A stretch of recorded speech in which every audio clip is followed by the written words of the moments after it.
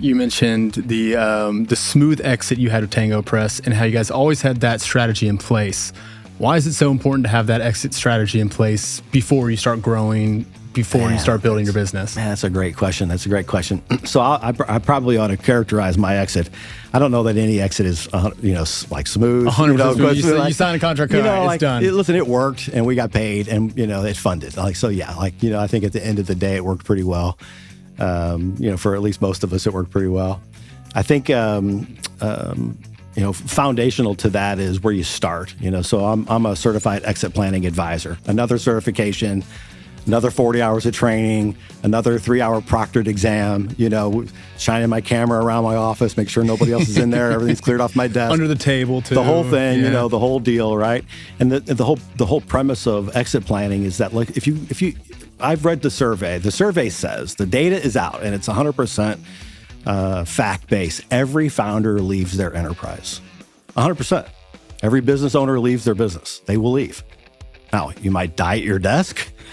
You might, the big D's, death, divorce, disagreement. There's 5 big D's that are embedded in that. That might be why you leave. It might be planned. In my case, like Tango Press was planned, for me.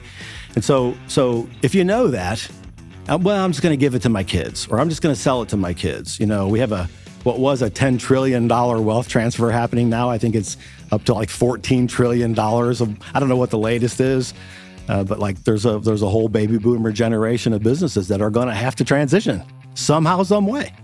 Those founders are going to exit. And the question is, on whose terms? Are they going to exit on their terms? Even if they give it to their kids, what are they giving to their kids? We talked earlier about owner dependence issues. If the whole business pivots around the matriarch, she started the business and the whole thing pivots around her and she exits, what's left?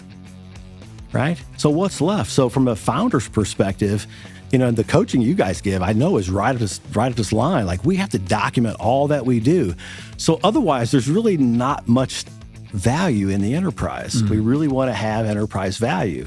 And so if we're asking those questions, what are we doing? If this work we're doing right now, is it adding enterprise value? This decision we're about to make, is it adding enterprise value, or maybe foundation for enterprise value? That's okay too, right? We have to question. If we can't say for certain, we should probably question if it's a good idea, right? We want to make certain that we're building towards something that has great value so that it's transferable, right? Otherwise, even to your kids, if you're going to give your business to your kids, you're going to start something great and you're going to say, hey, I want to give this thing to my kids.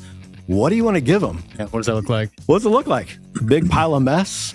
Or is it, well documented, well refined, polished practice, the whole thing?